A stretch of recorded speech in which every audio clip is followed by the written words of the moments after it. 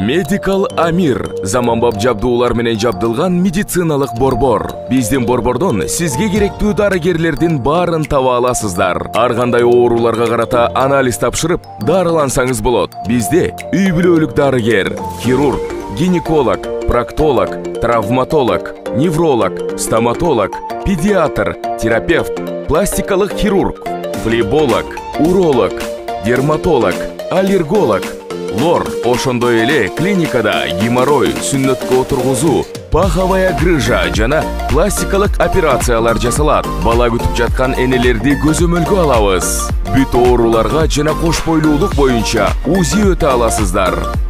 Биздин дарек метро Марьино, Новочеркасский бульвар 51. Метродон болгону 2 минуталык жол. Байланыш телефондору +7 905 752 42 84. +7 967 108 40 84.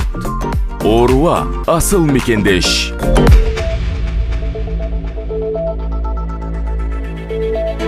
Орусияда 900дөн ашуу мурдагы мигрант аскердик каттоого тургузулду. Орусиянын Свердлов облусунда орус паспортун алган 900дөн ашуун мурдагы мигрант аскердик каттоого тургузулду. Бул тууралуу Интерфакс маалымат агенттигине тергөө комитети шилтеме кылып жазып чыкты. Маалыматына караганда 2024-жылдын башынан аталган аймакта орус паспортун алып, бирок аскердик каттоого турбаган 1340 киши аныкталган. Рейдтердин маалына караганда ал дароо аскер комиссариатына жолдомолор тапшырылган. Андан тышкары ушундай эле рейдтер Екатеринбург, Нижний Тагил, Первоуральск, Богданович жана Сухой Лог шаарларындагы негизинен мигранттар топтолгон жайларда, жашылча жемиш базарларында, жатаканаларда жүргүзүлгөн.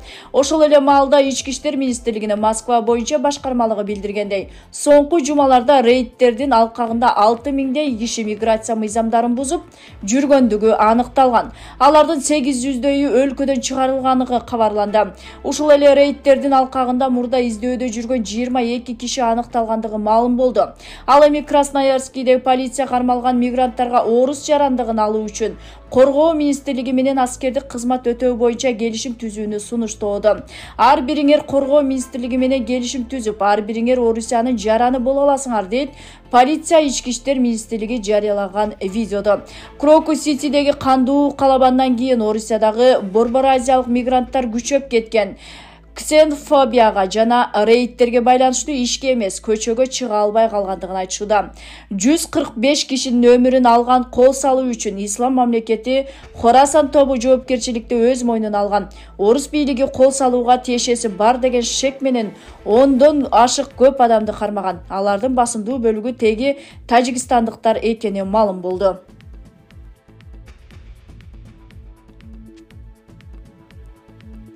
Ошто 19 жаштагы кызды ала качкан жигиттер Каракулжадан кармалышты. Ош шаарынан кыз ала качкан жигиттер Каракулжа районунан кармалышты. Бул тууралуу жол кыймылынын коопсуздугунун камсыздоо башкы башкармалыгынан билдиришти. Андагы маалыматка ылайык, кечээ 11 апрель күнү саат 16:30 чамасында белгисиз жарандар Ош шаарынын тургуну АА аттуу кызды Mercedes-Benz үлгүсүндөгү унаага салып алып качып кетишкен. Бул факты Ош шаардык ички иштер бөлүмүнө катталып, курчоо иш мерчеми киргизилген. Ыкчам аракеттердин жүрүшүндө Каракулжа райондук жол кыймылынын коопсуздугун камсыздоо бөлүмчөсүнүн кызматкерлери тарабынан Каракулжа районунун Кара Кочкор айылындагы чоң жолдо аталган унаа токтотулуп, ала качып кетти делген 2005-жылы туулган АА аттуу кыз жана ала качып бара жаткан Каракулжа районунун тургуну 2002-жылы туулган АБ, аны менен кошо унаанын айдоочусу Ош шаарынын тургуну 1999-жылы туулган МУД кармалган. Кармалган жарандар тергөө кызматына өткөрүлүп, унаа убактылуу токтотуучу жайга киргизилген.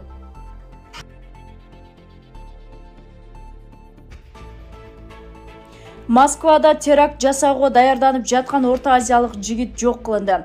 Орусиянын федералдык коопсуздук кызматы Москва шаарындагы батирлердин биринде теракт жасоого даярданып жаткан Орто Азиялык жаран жок кылындыганын билдирди. Андагы маалыматка ылайык террор жарандардын массалык түрдө чогулган жерде болмок экендиги белгиленет. Орусиянын атайын кызматтары 21 жаштагы чет элдик жаран кылмыш жасагандыгы үчүн мекенинде жазасын өтөп жүргөнүн аныктаган. Террордук ишмердүүлүк үчүн соттолгондор менен байланыш түзүп, Орусияда тыюу салынган эл аралык террордук уюмдун идеологиясын бөлүшө баштаган. Аны кармоо учурунда ал куралдуу каршылык көрсөтүп, жыйынтыгында жок кылынды. Анын батиринен колго жасалган гранаталар жана башка керектүү буюмдар табылган.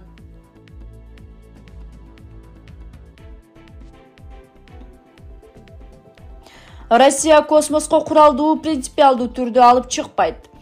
Россия космос мейкиндигине курал жайгаштырууга тыюу салынган келишимдеги милдеттенмелерин толук аткарат. Бул туурасында Россиянын Бириккен Улуттар уюмундагы өкүлү Василий Небенза АКШ Япониянын өзөктүк куралдуу космоско алып чыгууга тыюу салган резолюция долбоорун комментарий берип жатып айтканын РИА Новости жазып чыкты. Эл аралык коомчулук бул маселе менен алектенбейт деп айтуу кыязы туура эмес болуп калат.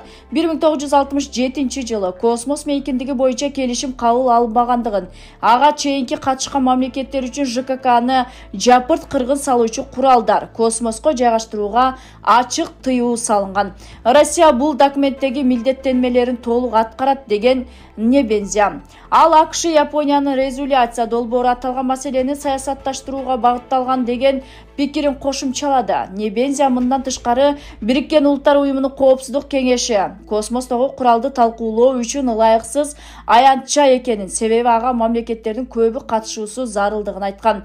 Өзөктүк курал маселеси биздин катышып жаткан тиешелүү эл аралык платформаларда болчу талкуулардын предмети деп эсептелет. Америка-Япон долбоорунун көйгөйлөрүнүн бири дискуссиянын алдына чыгып кетип, космос мейкиндиги боюнча келишимин мүчөлөрү куралсыздануу боюнча тиешелүү формулаларды эч качан изилдеп карабаган милдеттенмелерди камтып алат деген Небензя.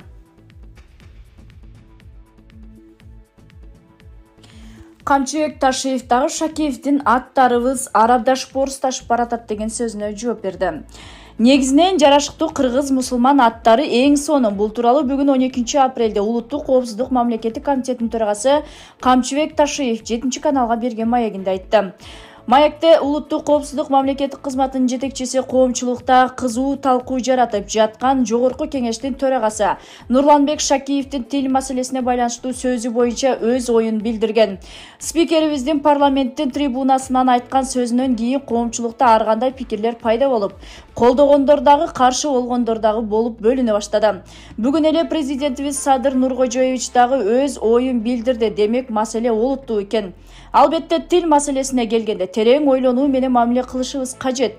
Мен ачыгын айтайын, кыргыз тилин өнүктүрүү же сактап калуу үчүн башка тилдерди коомчубуздун күнүмдүк турмушунан азайтуу адашкан пикир. Себеби башка тилдер болбосо кыргыз тилди дагы өнүкпөйт. Биздин келечек муун кыргыз тили менен эле бирге башка тилдерди дагы шар билиш керек. Анткени ошол башка тилдер аркылуу дүйнө тааныйт, билимдүү болот жана башка өлкөлөрдөгү өнүгүп жаткан жаңы технологияларды биздин өлкөгө алып келишет. Ошонун негизинде мамлекетибиз тышкы цивилизациядан артта калбай өнүгөт. Мисалы, мен жеке өзүм боюнча айтсам, бүгүнкү күндө бир нече жылдан бери өзүмдүн жанымда 2 мугалимге кошумча айлык акы төлөп, орус жана англис тилдерин айылдык балдарга үйрөтүп, сабак берип келебиз. Менин максатым айылдык балдарды дагы башка тилдерди дагы билип, дүйнө жүзүн тааныса экен дейм. Өзүм мектепти бүткөндөн кийин Орусияда университетти аяктадым. Жаңы барганда тилден өтө кыйналгам. Ошондуктан орус тили биздин келечек муундар үчүн өтө маанилүү. Спикерди бул маселеде колдой албайм. Кыргыз тили эне сүтүбүз менен каныбызга сиңип калган. Өмүр өткөнчө унутпайбыз буюрса деген ал. Ошондой эле Ташиев парламент төрагасынын арабташып кеттик деген оюна кошулбай тургандыгын белгиледи. Биз мусулман калкпыз. Ушуну дагы эстен чыгарбоо керек. Негизинен жарашыктуу кыргыз-мусулман аттары эң сонун. Мисалы Камчыбек дейт УКМК башчысы. Буга чейин 11 апрелдеги парламенттин жыйынында төрага Шакиев жарандарды кыргызча сүйлөөгө жана балдарына кыргыз ысымдарын коюуга чакырган билдирүүсүнө карата өлкө башчы Садыр Жапаров комментарий берген.